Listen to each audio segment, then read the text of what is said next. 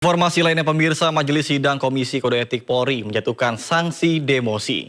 Dua oknum polisi terlibat dalam kasus pemerasan di acara Jakarta Warehouse Project tahun 2024. Dua oknum polisi berinisial DW dan RP selaku Panit 3 Subdit 3 Ditres Narkoba Polda Metro Jaya diberi sanksi administrasi berupa mutasi bersifat demosi selama 5 tahun di luar penegakan hukum terkait kasus pemerasan pada acara DWP 2024. Dua personel itu diputuskan telah melanggar kode etik profesi Polri atas perbuatannya yang telah mengamankan warga negara asing maupun Indonesia dalam acara DWP 2024 yang diduga menyalahgunakan narkoba.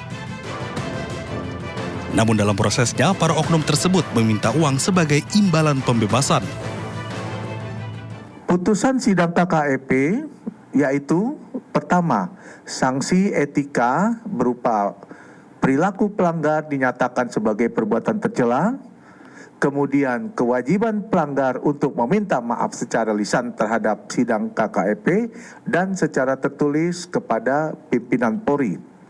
Kemudian kewajiban pelanggar untuk mengikuti pembinaan rohani, mental, dan pengetahuan profesi selama 1 bulan.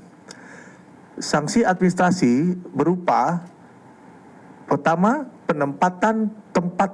penempatan dalam tempat khusus selama 30 hari terhitung tanggal 27 September 2024 sampai 25 Januari 2025 di ruang Patsus Bid Provos di Propam Polri.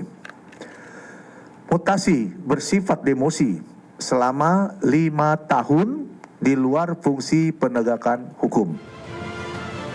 Sementara itu diketahui terkait putusan sidang tersebut, dua oknum polisi DW dan RP menyatakan banding. Dari Jakarta, Rizky Falufi, iNews melaporkan. Pemirsa, kasus pemerasan miliaran rupiah yang dilakukan oknum polisi terhadap penonton festival musik Jakarta Warehouse Project terungkap melalui unggahan di media sosial. Belasan oknum polisi yang terduga terlibat kini harus mempertanggungjawabkan perbuatannya.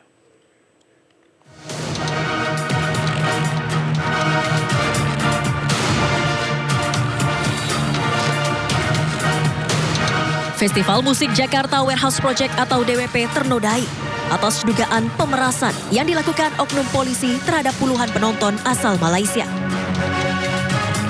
Kasus terungkap melalui unggahan para penonton yang viral di media sosial.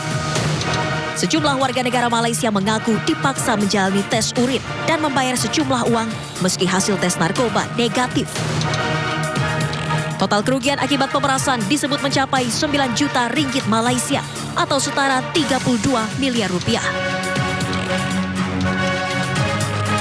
Buntut kasus pemerasan ini, Direktur Reserse Narkoba Polda Metro Jaya, Kombes Donald Parlaungan Simanjuntak, dijatuhkan sanksi pemberhentian tidak dengan hormat atau PTDH.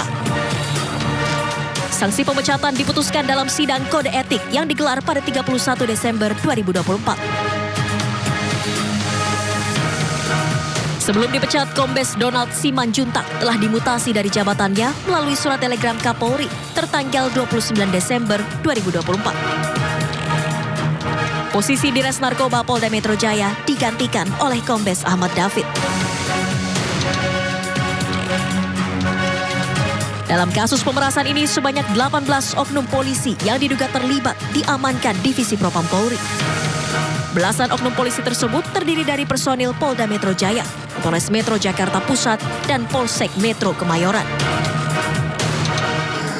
Hasil diskusi kami dengan pimpinan Polri, kita sepakat bahwa penanganan kasus ini semua diambil alih oleh Divpropam Mabes Polri. Jadi kasus yang terjadi di Polsek maupun terjadi di Polres, termasuk di Polda, semuanya kita ambil alih ditangani oleh Divpropam.